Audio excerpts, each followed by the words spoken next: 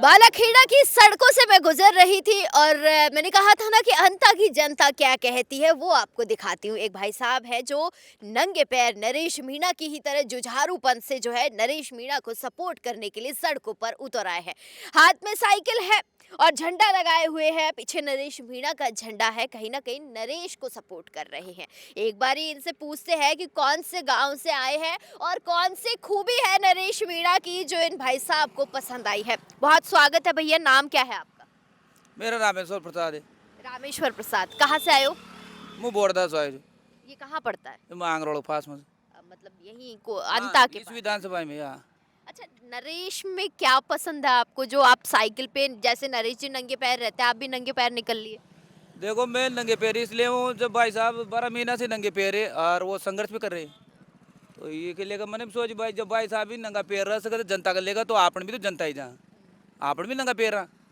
जब वो संघर्ष करे वहाँ की लिया बाट आ रहे चुभ रहे तो आपन भी देखा आपन भी नंगा पा रहा पैर रहा जब आपने तोल पड़ा को काही ने तो कशा नंगा पाँव रही जो काही दर्द हो रही जो ये वजह से मैं भी नंगा पाँव रही हूँ। एक तरफ मोरपाल सुमन है बीजेपी के और दूसरी तरफ प्रमोद जैन भाया है कांग्रेस के। उनका वो तो यहीं के हैं, उनका कभी आपको ऐसा नहीं लगा कि मैं इनको वोट देकर देखूं? नहीं देखो वोट तो सभी को ही देता अपन हाँ। पर ऐसे लड़बाड़ो जो गरीब मजदूर का लेकर भी लड़ रहे हो किसाना का लेकर भी लड़ रहे हो बार वो जयपुर चुनाव लड़त है तो वहाँ से भी कोई बेरोजगार खा दे भाई साहब माँ के साथ उड़ना आई तो वहाँ भी लड़त है कोई के साथ ना इंसाफी गलती हो रही थी तो वहाँ ही बोला है। और फिर यो पीपलो दी कांडो है तो यीशु ज़्यादा मशहूर हो गई यहाँ गरीब की सहायता करी जमाना दोनों पार्टियाँ आई भी कौन वन पीछा भी नहीं दो आया तो ये भाई साहब आया और वहाँ भी पीछा दो आया वहाँ की मदद करी जयपुर में बैठे 15 दिन का अनशन पर तो यो सभी लोग आने पता होता भाई साहब कौन का तो ये वजह से माँ तो देखो ऐसे युवा ने चाहूँ था जे माँ गरीबाई की मदद कर सके बार लड़ने हम खाद का कट्टा कर लेकर लड़ने लग जा पुलिस वाला माँ का लड़ देते जी माँ तो मतलब जान बराग नहीं कर गले माँ तो ये वजह से माँ भाई साहब पसंद करता है वो माँ का साथ माँ का लेकर लड़बड़ा से अशु तो नहीं तो सही कौन माँ का एरिया में तो कौन भाई बार वो तो ये वजह से माँ वहाँ पसंद करता। लोग कहते हैं कि नेता मंत्री वोटों के टाइम तो आ जाते हैं और उसके बाद गायब हो जाते हैं फिर। हाँ वहाँ तो सही बात है वो तो वोट ले जाओ जी का वहाँ भी फंसा ना हो यार गया फिर तो वहाँ गुटे जाओ जयपुर मतलब तो कहीं वो चाहे दिल्ली मतलब तो कहीं फिर वहाँ डोका खानी पड़े थे अरे या खानी पड़े भाई साहब से को ना वहाँ गार्ड और बैठे रहे थे जो वो ये कहते थे कोयले या तो पता ताड़ दी मैंने। चलो, अच्छी बात है, आप लोग भी नरेश के सपोर्टिव हो। अच्छा, क्या अच्छा लगता है नरेश मीणा में? नरेश मीणा किसान का बेटा है और वो किसानों के लिए बोलता है। गुस्सा बहुत करते हैं नरेश जी। वो तो करना ही पड़ता है ना। ये तो प्रमोद भाई के दल्ले उसको गुस्सा आनाएंगे तो गुस्सा तो करेंगे ही सही। अच्छा, प्रमोद जैन भाई आपको पसंद नहीं है? नहीं, क्यों? वो भी तो बहुत पुराने नेता वो है। 15 साल से जीते आए, रेत का गए बाटा का गए, हमारे लिए क्या किया प्रमोद भाई ने। अच्छा, अब नरेश मीणा अगर जो है बन जाते हैं तो आपको क्या लगता है कि नरेश मीणा यूथ के लिए क्या करेंगे? उन्होंने एसडीएम के दे ली तो किसानों के लिए नहीं न लड़ेंगे क्या? अच्छा, ऐसे एसडीएम को पीटना ठीक था, ऐसा आप ठीक मानते हो? ठीक ही मानते हम तो। ठीक मानते हो? हाँ, चलो, आप भी नरेश के फैन हो? हैं? क्या पसंद है नरेश मीणा में? हम नरेश मीणा किसानों के लिए लड़ता है। प्रमोद जैन भाई और मोरपाल सुमन नहीं लड़ते? वो तो अभी तक आए ही नहीं गांव में एक बार गाँव में नहीं आए गांव अभी में ही आए, गांव तक तो आते ही नहीं है वो। और चुनाव के नरेश बाद। मीणा अगर बन गए, हाँ, सीट उनके खाते में आ जाती तो क्या लगता है नरेश मीणा कैसा काम करेंगे? बहुत अच्छा काम करेंगे, किसानों के लिए लड़ेंगे, खाद वगैरह की व्यवस्था होगी। अभी कुछ भी व्यवस्था नहीं हो रही, खाद वगैरह किसानों की फसल डूब गई। प्रमोद जैन भाई वो भी गली गली घूम रहे हैं, जनता के घर जा रहे गांव तक तो आए ही नहीं अभी हैं। तक। आपके गांव नहीं आए? नहीं आए। अब तो वोट ही आ जाएंगे। हाँ वोट आ गया, अब तो क्या आएंगे। कौन सा गांव है आपका? गोड़ी गांव। मतलब आपके गांव में क्या रुझान है? लड़कों के बीच में बैठते होंगे ना, लड़के क्या कहते हैं? बढ़िया कहते हैं, नरेश भाई का ही देंगे वोट तो। नरेश भाई को वोट दोगे? हाँ, आपको क्या अच्छा लगता है नरेश में? नरेश भाई साहब को ही देंगे हम तो। अच्छा क्या लगता है, क्यों अच्छे लगते हैं वो? किसी के लिए भी दंगा कर सकते हैं, मतलब हाँ गरीबों के आवाज बहुत सारे लोग हैं बालाखेड़ा की सड़कों पर है, सभी से एक बारी जानते हैं कि नरेश मीणा की कौन सी खूबी है जो इन्हें पसंद आती है। आप लोग कहाँ से आए हैं?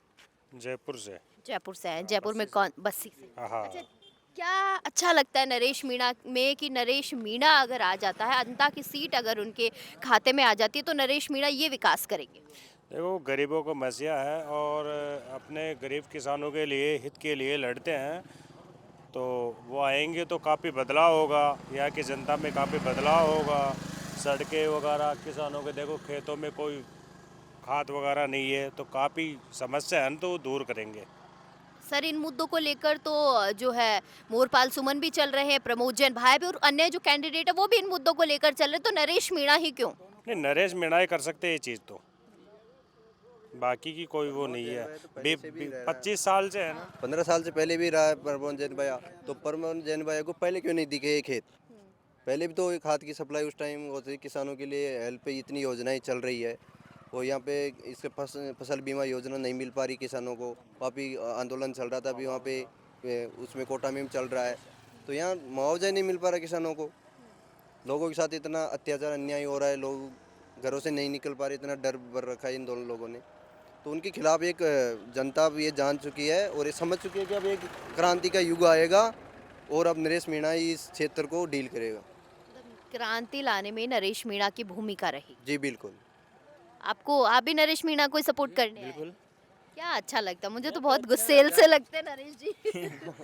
नरेश मीणा को लेकर यहाँ पे काफ़ी उत्साह लोगों में देखने को मिल रहा है, लोगों को जगाए जिस हिसाब से काफ़ी उम्मीदें हैं लोगों को। लेकिन मुझे तो कुछ और ही सुनाई दे रहा है, कई जगह से प्रमोद जैन भाया का नाम आ रहा है, कई जगह से मोरपाल सुमन जो है आगे निकलते हुए नजर आ रहे हैं। वो पार्टियों का एजेंडा अलग है, ये अपने मतलब हर वर्ग की आवाज़ उठाने वाला बंदा है, तो काफ़ी लोगों को उम्मीद है इससे। मतलब और पूछे तो जनता से पूछे, जनता क्या कहती है?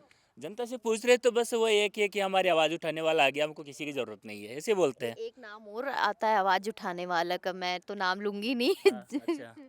क्योंकि कहते हैं कि राजस्थान में एक न्याय का देवता अब एक और हो रहा है। हाँ सही है, और जरूरी भी एक न्याय का देवता एक है, दो है, जितने हो जितने ही कम है, क्यों पब्लिक काफ़ी है तो जितने हो जितने बढ़िया है ना। मीणा समाज में एक और नया नेता उभर रहा है, लेकिन उस नेता को सपोर्ट करने के लिए किरोड़ी लाल मीणा आगे नहीं आए। देखो मैम, ऐसी बात है, किरोड़ी लाल मीणा जी अंतरात्मा से नरेश के साथ है। किरोड़ी लाल मीणा ने देखा है कि किस प्रकार किसानों के लिए वो आवाज़ उठा रहे हैं, उन्हीं की कॉपी नरेश मीणा कर रहा है। जैसे कि किसानों के मुद्दे उठाना, छात्रों के लिए स्कॉलरशिप के लिए काफ़ी, और जो भी दिन इन गरीबों के लिए जहाँ भी कोई समस्या होती है तो किरोड़ी लाल मीणा की कॉपी बनकर नरेश मीणा उभर रहा है। यही बात जनता को भा रही है। और हमने देखा जैसे कि राजधानी से आए हम, राजधानी के नीचे वहाँ से ये क्षेत्र 50 साल पीछे है।